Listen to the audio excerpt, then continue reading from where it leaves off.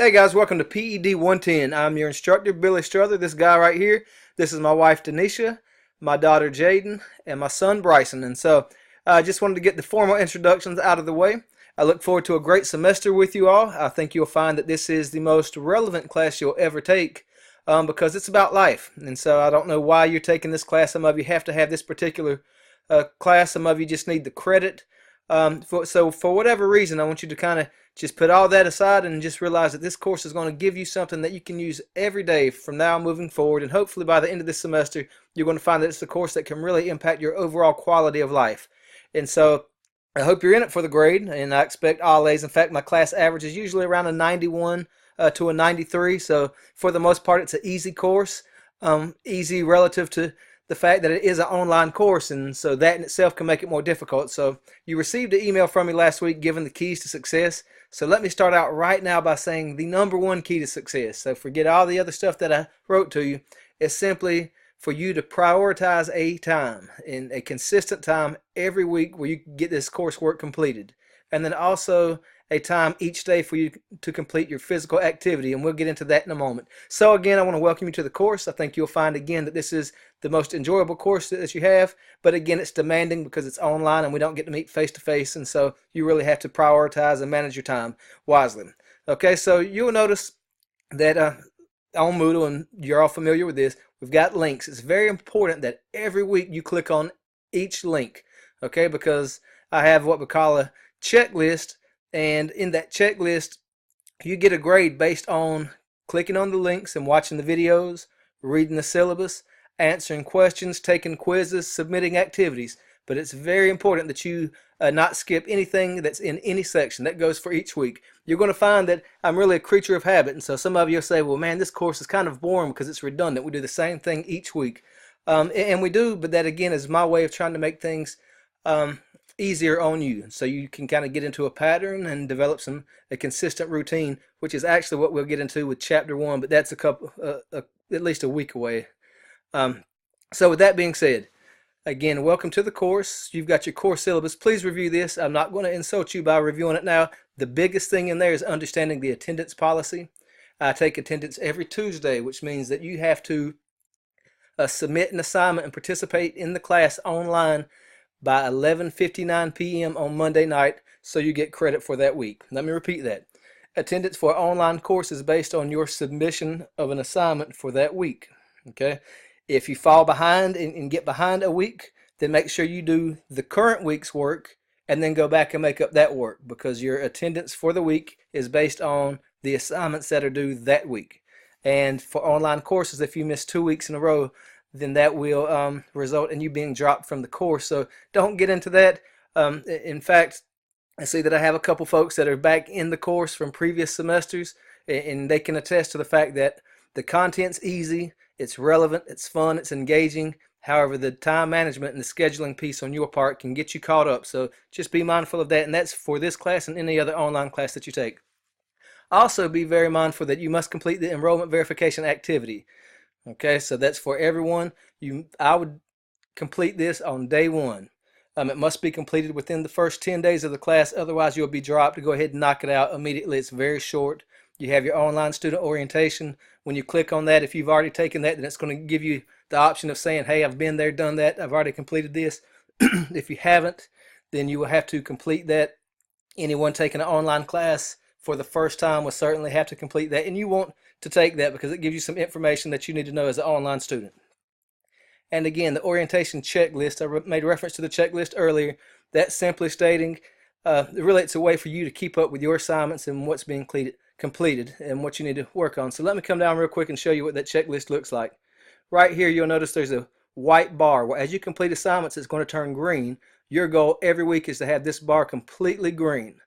Okay, and so that's what you're looking for the checklist. If it's not filled green, then you need to click on the checklist and it will show you what you haven't completed yet. All right, moving forward. So now we get into our course introductions. So the very first thing I want to do is get to know you. And so you'll just simply double click here and type in a little blurb about yourself. You can read what I've put here, and I included a picture of my family. Now you'll notice in both pictures I include my family. Hey, that's who I am. I'm a family guy, family first. And so they just represent all that I stand for. And so just give us a quick little blurb about yourself so we get to know each other. The thing with online courses is that they can be pretty impersonable, meaning that you're behind the computer screen, I'm behind the computer screen, and we don't get much interaction. And I really don't want that to be the case. I at least want us to know who each other is and just to have a personal relationship through this course. Okay, one other thing, backtracking though, nothing else in the course will be available to you until you complete these two things. Okay, and remember I told you you only have to complete that one time as an online student. So, but just to clarify, you must go in and complete both, and you'll see what the options are for this. Moving forward. Also, a disclaimer. I do a video each week just again to touch base with you so you can hear my voice and hear the expectations for the week. But also, I try to keep those videos under 3 minutes. A lot of times they're under 1 minute. This week will be a little bit longer, so I don't want you to feel like, oh gosh, is this guy really going to talk 10 to 15 minutes every week? Nope, that's not the case at all. If that was the case, we'd have a face-to-face class on campus. So we'll keep it short, but this week's important that you just get a feel for exactly what the expectations are and what the keys to success for the course are.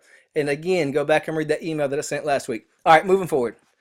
So we've got the Padlet activity where we introduce ourselves. Right here you have two videos, two pretty intriguing and engaging videos that I hope will motivate you and kind of kickstart your interest in the course. Again, we've got a checklist. Right here, My Labs Plus. So some of you are going to contact me and say, Mr. Strother, do I have to buy the textbook? And the answer to that is, yeah, you're going to want to have the textbook. And then the second question is going to be, well, do I have to have the code for My Labs Plus? And the answer to that is, yes, you do. So there's really no shortcuts there. I will give you a heads up. You get a 14-day, I believe. Don't hold me to that. You get a short free trial for My Labs Plus. And so that's where you're going to complete your lab activities each week. Those labs are great. They're really more reflective. There's no right or wrong answer. It's about you identifying the needs in your life or where you are for that particular area that we're studying that week. So this link here will tell you how to access My Labs Plus. And I'm not going to go through all of this or all of these links because that would take way too much time for us. So I'm going to back out of there. I will also add a disclaimer here. I told you get a free trial. Well, all of your labs for My Labs Plus, and there's probably 14 of them, 12 to 14, they'll be available from day one. And so you will only need that code for those labs. So if you catch what I'm saying here, those labs are available on day one, and you have a free trial for 10 to 14 days. I don't remember exactly what it is, and I'll leave it at that. Okay, we've got a short syllabus quiz here. That's just saying that you've read the syllabus and you agree to it. Right here, this is one thing that I've got to click on and go over for you. The physical activity monitoring log and journal. Forgive me here.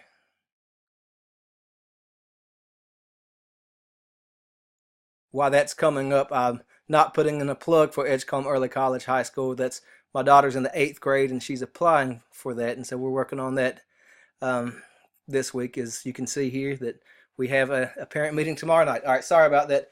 I have way too many windows open, as you can tell. So the physical activity monitoring log and journal, I had that included here because each week you're going to be required to document your physical activity.